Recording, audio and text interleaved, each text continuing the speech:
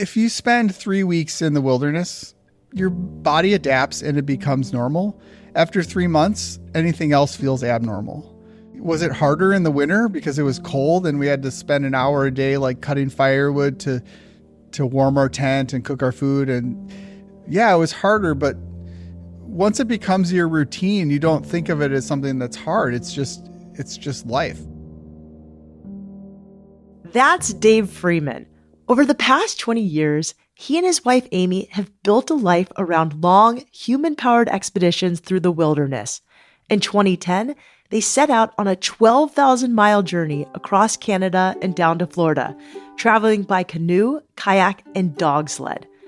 Then in 2015, they spent an entire year living in the wilderness without re-entering society. No stores, no electricity, no roads. Just the two of them, a nylon tent, and the frozen lakes and forests of northern Minnesota.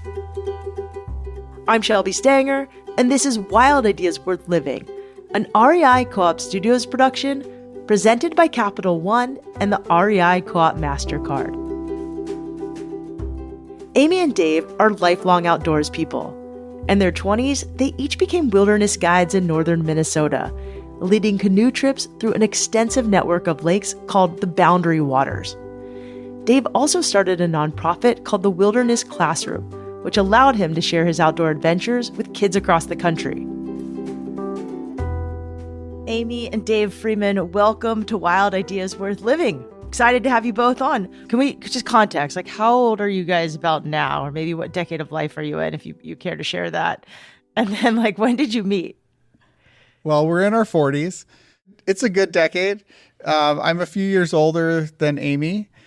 We met in a town called Grand Marais, Minnesota, which is right on Lake Superior. And Amy was guiding kayak trips in the summer. She was in grad school. I was renting office space upstairs in the building the kayak shop was in. And we just started going paddling after work on Lake Superior. And yeah, that's how we met. Amy, what's the romantic version of this? The romantic version. Well, yeah, a little more context. So Dave had already started the Wilderness Classroom, this educational nonprofit where the premise is to go on these human-powered adventures and share them with schools. So it was really kind of before blogging was a thing. Dave was blogging basically for schools, and the technology was such that he was carrying a great big laptop and able to post like postage-sized stamp pictures on the internet for these schools that were following along. And so hearing that, okay, this guy's coming to the shop to rent space upstairs, and hearing a bit about his story, I really was intrigued hearing that he was doing these expeditions, because it was something that I really wanted to do. And my big thing was wanting to kayak around Lake Superior. It's one of those things. You launch your kayak and okay, I know I'm going out for a couple miles and turning around and coming back, but I always wanted to know what was beyond the next point. And so I said to Dave one time when we were paddling after work, like, hey, I'd really like to do this. Like, what does it take to do an expedition? You know, she said that she wanted to do it by herself. And then quickly I was like, you probably should do it with somebody else. And then shortly after that, I was like, maybe we should do it together. So we sort of met and we started dating. And then the next summer, we set off and paddled around Lake Superior. And basically all of our friends were like, well, they're either going to be together forever or they're never going to talk to each other again. Luckily, it was the first. Amy and Dave set out to circumnavigate Lake Superior together in 2006. Their trip lasted 2 months and covered 1,000 miles. A few years later, they dreamed up an even wilder plan, a human-powered expedition across South America. First, they would bike over the Andes Mountains. Then they would paddle 3,000 miles down the Amazon River all the way to the Atlantic Ocean. Along the way, they would document their journey through photos, videos, and audio recordings, sharing the experience with students across the United States. So we had, many thousands of students following us and making decisions, and we were posting journal entries and scientific data and a podcast and, doing all of that. And so then afterwards, This is 2010 and you had a podcast in 2010? no, that was 2007 and 2008. That's very early. Yeah, yeah. So we were using video, like satellite communication, to beam into schools. We were posting, audio files, which would now be called a podcast. We were doing chats, like, before video chat, we would set up during this half an hour, this hour, come and join us in the chat room. And we had a moderated chat room where classrooms could ask us questions as we were typing answers, in the rainforest. And so basically we developed this whole system to bring students virtually to these wild places like the Amazon rainforest. Okay, do you have any stories about the Amazon? I've paddled like 3 days of the Amazon and never really want to go back. It was beautiful, and I got eaten alive by bugs, and I thought I was going to be wearing a bikini, and like... Oh, yeah, I don't know. What's a good story, Amy? Right. Well, I was just thinking about the clothing. It's like we lived in basically like full lawn sleeve shirts, like quick dry material, because you're just constantly like either soaked in sweat, or we would jump in the river, like jump out of our canoes to go swimming. So like those and quick dry pants and rubber boots. Yeah, but I love the Amazon. I mean, basically, rather than setting an alarm in the morning, we would just be woken up by howler monkeys that were howling in the trees right before it started getting light. I mean, it's just amazing. Like everywhere you look, you see new and different things that you've never seen before. Like it was common to swim with river dolphins, like pink river dolphins or gray river dolphins. We would set nets to catch fish to eat. And, about half the fish we would pull out of these nets were piranhas. And the other half we just never really knew, because, there are more species of fish that live in the lakes and rivers in the Amazon than the entire Atlantic Ocean. It's so biodiverse that everywhere you look, whether it's underwater or in the treetops, you're going to see something new every day. It's just amazing. Did you ever get scared? Like piranhas? Like what do you do when you catch a piranha? Well, the key is with the piranha, while it's alive, you really don't want to handle it because it could squirm around and those teeth are just razor sharp, right? So you want to bop it on the head, make sure it's dead before you're pulling it out of the net. Okay, you guys are the craziest mofos I've ever interviewed, like in my life. You're just these like humble Minnesotans who are like just doing it. It's amazing. So the Amazon, you're like beating piranhas on the head, but then taking them in, swimming with pink dolphins and gray dolphins. Anything else? I mean, I'm sure you saw capybaras and all sorts of wildlife. Oh, yeah, all sorts of stuff. Here's a cool example of how we worked with the kids. It relates to anacondas. So when we go into schools and do live programs for the kids, or even virtual programs through the Wilderness Classroom, we have the students like lay down on the floor and build the largest anaconda ever found. So it's like 6 kids laying on the floor. The kids love anacondas. And so we would get all these emails when we're traveling in the Amazon, find an anaconda for us, find an anaconda for us. So one day we went to check our fishing net and an anaconda had tried to eat a fish that was stuck in the net. So it was like, all tangled up. And so we had to untangle it, and we took a bunch of photos and everything, and then we released it. And so as soon as we posted that on the Wilderness Classroom website, all these kids are like, you found an anaconda for us. Like, thank you so much. And so it makes learning a lot more fun and interesting for them.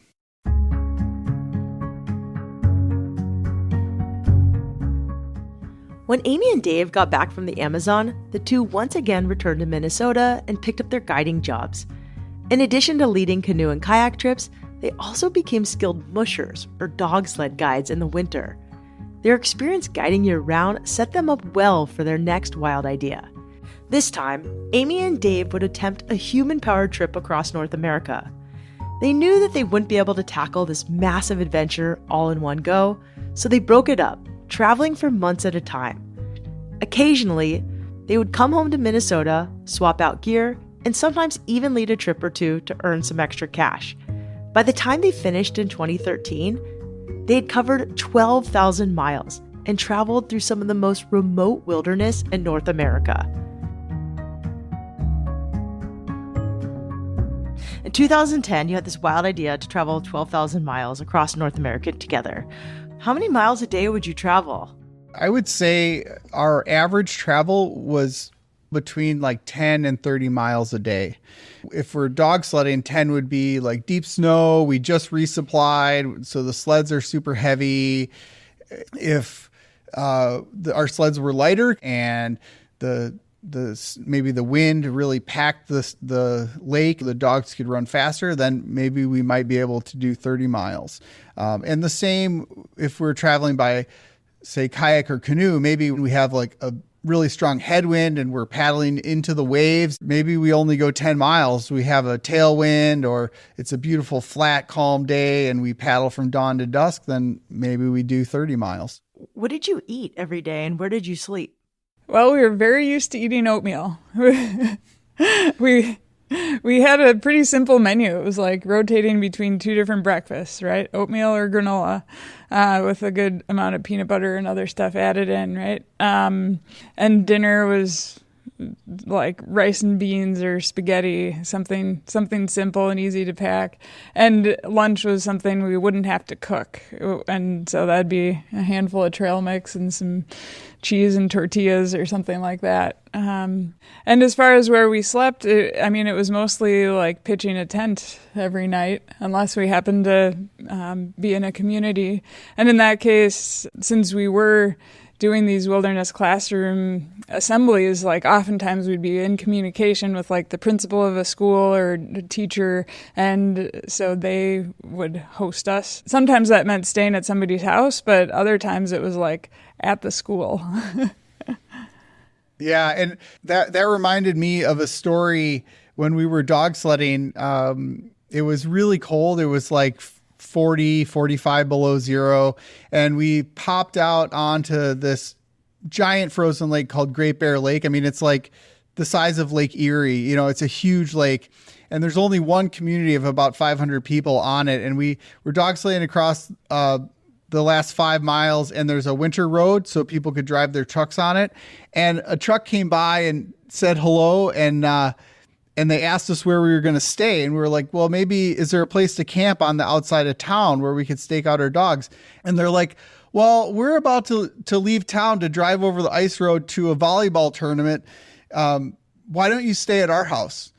And so we followed them through town behind their pickup truck with our sled dogs, like down the icy roads, pull up in front of their house. They're like, stake the dogs here. There's frozen fish for them in the shed. Help yourself to anything in the fridge. We'll be back in 4 days. And that was it. They were like, just stay at our house. So, you know, we met so many amazing people along the journey, but when we were dog sledding, it was especially like just the most amazing people you could ever meet.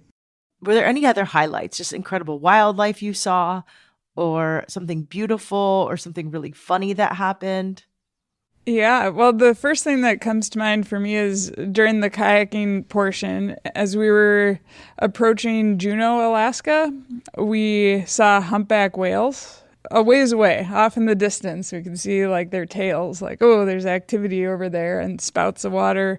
And we kind of paused in our kayaks, and Dave was carrying like a big camera in a pelican case in the kayak, like kind of basically like on his lap. So he was getting situated, like removed his spray skirt in order to be able to get the camera out, and got that all situated. And before we knew it, there were 2 humpback whales approaching us. We were preparing to just shoot some photos with the zoom lens of these humpback whales way in the distance, but here they were like coming towards us. And in fact, it made us nervous at first. We were just like, whoa, these are very large animals. And like, did they see us? What are they doing? And we realized they came up to us and then paused, just 25 feet away or something or like less. That, right? So one of them was right on the surface, so it's, you know, kind of like the back of the whale, and hearing its breathing and just, you know, like the fishy smell from what was like coming out of the blowhole, right? It was just so wild, and it was a moment for, I think, both of us where time just stood still. I bet the whole encounter lasted like 30 seconds, but it was astounding to be in the presence of a creature that large and intelligent, and, like they're just coming to see what's going on. Like, what are these funny shaped things out in the water?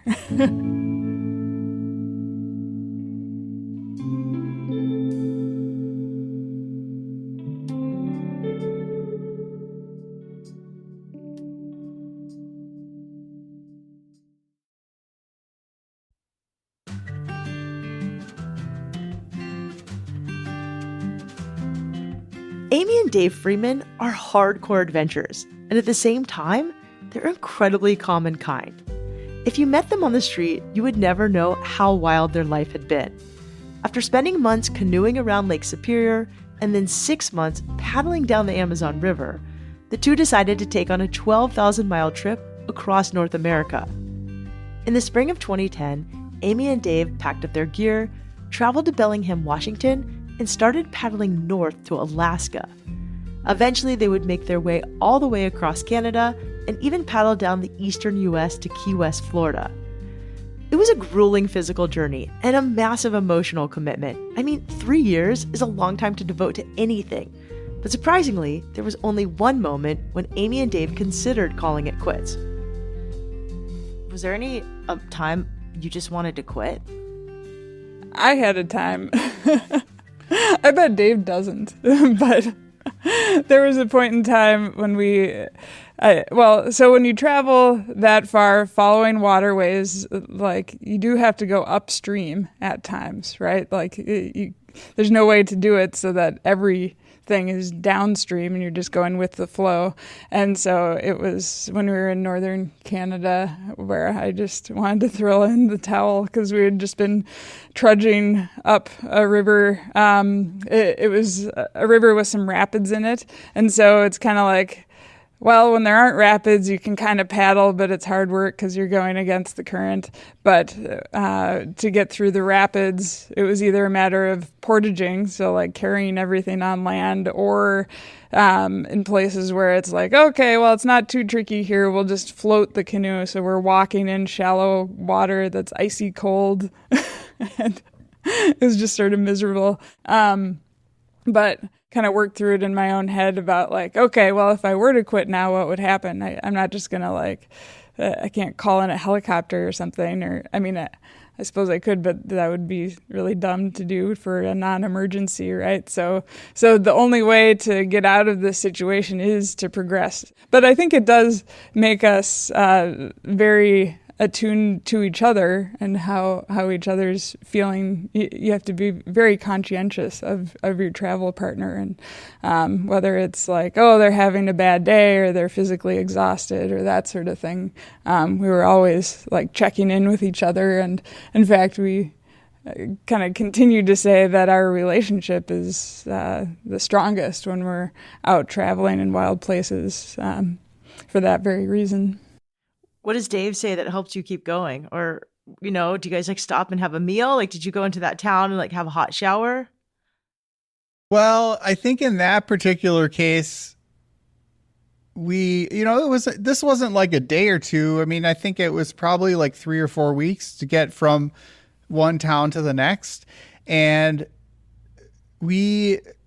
I would say within 24 hours of when Amy was sort of hitting rock bottom, we reached a really cool spot where there's a beautiful rapids carved out of limestone and a waterfall dumping over. And there was this rock point that sort of stuck out into the river, above this miniature canyon with the waterfall. And I was just like, you know what?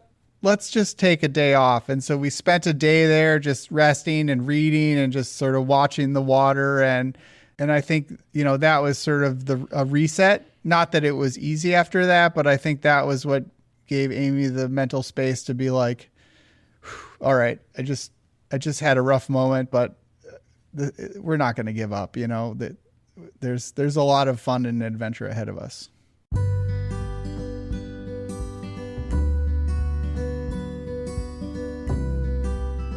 Even the most extreme adventures need to take breaks when things get tough, and Amy is not the type to give up easily. In fact, before they were finished with their trip across Canada, Amy and Dave had already started dreaming up their next wild idea. They would spend 12 straight months paddling, skiing, and camping in a remote protected wilderness in northern Minnesota called the Boundary Waters. The region covers more than 1 million acres of lakes, forests, and winding portage trails. No motors, no roads, just the two of them living in rhythm with the wild. So you lived for a full year in the wild in the Boundary Waters. Can you tell us, what did that look like? Like, what did you eat? What was like your 9 to 5? Did you stay in the same place every day? Yeah, well, we really wanted to see as much as possible of the whole wilderness area. So we did have a rough plan of kind of traveling to different areas, and so we were on the move for it. Generally, we carried about 2 weeks worth of food with us at any given point. And in order to do that, we had an expedition manager in Ely who was coordinating resupplies. So people would like paddle a canoe to meet up with us and hand us a new pack of food. And we would hand them, a pack that contained our trash and anything else we wanted to sort of like send back out of the wilderness, including like audio files for a podcast we were doing for the local radio station in Grand Marais, WTIP. And you're mostly sleeping in a tent? Yeah, we only slept in a tent. I mean, there are no buildings, no roads, there's nothing in the wilderness. So we were in a tent every night. I mean, unless we like slept outside, but generally we slept in a tent. And so we camped in basically 100 different campsites over the course of the year. And we used a couple different tents. So we had sort of a normal like summer tent that like you would use, if you were going to go backpacking in July or something like that. And then in the fall, winter, and early spring, we used a teepee tent made by Seek Outside, and we had a small wood stove. So there's like a chimney going out of the wood stove, out a fireproof hole at the top of the tent. So we could, heat the tent, and we cooked our food on this little wood stove. So that was how we sort of kept ourselves warm and dried out our clothes and cooked our food and everything for about eight of the 12 months. What are you guys wearing when it's freezing cold outside? Lots of clothes. Lots of layers, yeah. Wool, some sort of good thick insulation, like down jacket if needed. How do you guys deal with bugs? Yeah, it's a mixture of repellent, wearing like long sleeves and long pants. We have these, they're called the Original Bug Shirt. It's basically like a shirt, but it has a built-in hood with a mosquito net built in. And so that really helps when the bugs are bad. And if they're really, really bad, you can like bring your arms inside and your bowl and spoon inside, and you can eat inside of your head net. But you don't have to do that very often. And you don't have to do it here in the Boundary Waters, but we've been in some places in the high Arctic where they're so bad that you don't want to open up so you can stick your spoon in. I'm just wondering if there's one piece of gear that you guys absolutely love, like money, no object. Yeah, I think, one thing that comes to mind is I really have a hard time going on a camping trip now without bringing one of the like collapsible camp chairs, that they fold up so small with the aluminum poles, and, maybe they weigh a pound or something like that. I love those things. And I take them on every camping trip. And, say 5 or 6 years ago, or before I tried using them, I was like, I don't need that. But I love those things.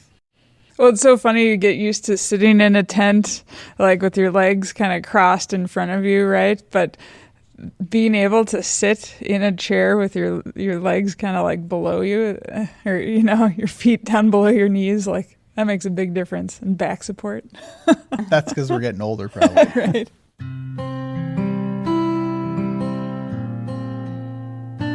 It's pretty hilarious that Amy and Dave's idea of luxury is sitting in a camp chair. You can tell just how long they've lived away from civilization. Even though they've spent plenty of time in the wild, going off the grid for 12 uninterrupted months was something entirely different, and it changed them in ways they didn't expect.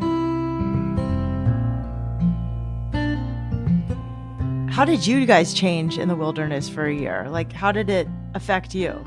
Well, I'm thinking of just how you observed that we're both pretty calm, and that is part of a change that occurred, as a result of spending all this time out there, that it takes a lot to fluster either one of us. And I think it just has to do with kind of understanding what's important in life. And like, I'm not going to get too freaked out if I can't order my favorite coffee at the coffee shop, or I'm running 2 minutes late for work, or something like that,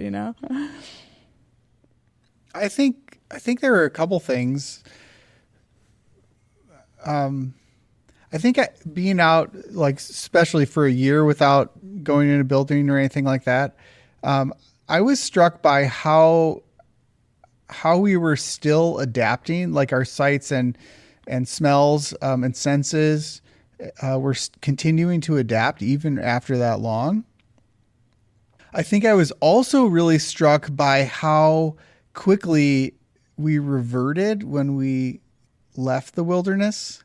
I remember, so we paddled out of the wilderness and we paddled to this little resort just outside of the wilderness area, and they let us stay in one of their cabins that night because, we were sort of decompressing. There were hundreds of people that came to sort of welcome us out of the wilderness. It was like pretty intense.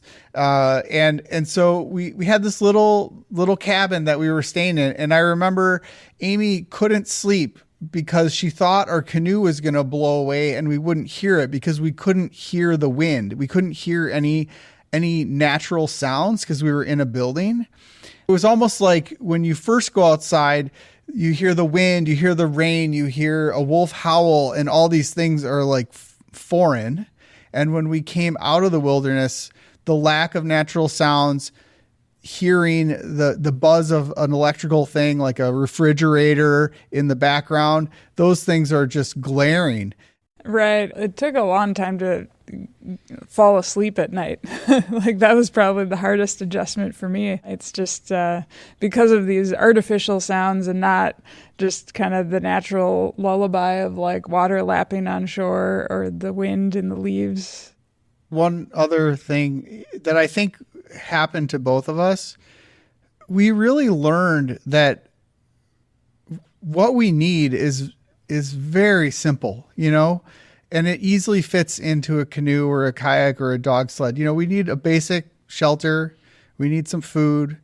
We need some clothes. We need fresh water, which here in northern Minnesota, we can just dip our cup in the lake and drink it. We need companionship. We need a sense of purpose. Like, that's what we need. And that's what makes us feel alive. Houses and cars and closets full of clothes and, all that stuff is just extra. And sometimes it gets in the way and makes it harder for us to see sort of this beautiful simplicity that's out there. Part of what inspired Amy and Dave to spend a year in the Boundary Waters was the growing threat of copper mining near the edge of this protected wilderness. The proposed mines could have devastating consequences for the region's fragile ecosystem. To help raise awareness, they partnered with an organization called Save the Boundary Waters. You can learn more at savetheboundarywaters.org. To learn more about Amy and Dave's experiences in the wild, check out their books. A few years ago, they published their story in a memoir called A Year in the Wilderness. This past year, they came out with another book about their journey across Canada called North American Odyssey, 12,000 miles across the continent by kayak, canoe, and dog sled. You can buy their books online or at your favorite bookstore. To keep in touch with Amy and Dave directly, follow them on Instagram at Freeman Explore. That's FREEMANEXPLORE. They also mention a few helpful resources in the episode that we'll link to in the show notes. Wild Ideas Worth Living is part of the REI Podcast Network. It's hosted by me, Shelby Stanger, produced by Annie Fassler, Sylvia Thomas, and Sam Piers Nitzberg of Puddle Creative. Our senior producers are Jenny Barber and Hannah Boyd. Our executive producers are Paolo Motola and Joe Crosby. As always, we love it when you follow the show, take time to rate it, and write a review wherever you listen. And remember, some of the best adventures happen when you follow your wildest ideas.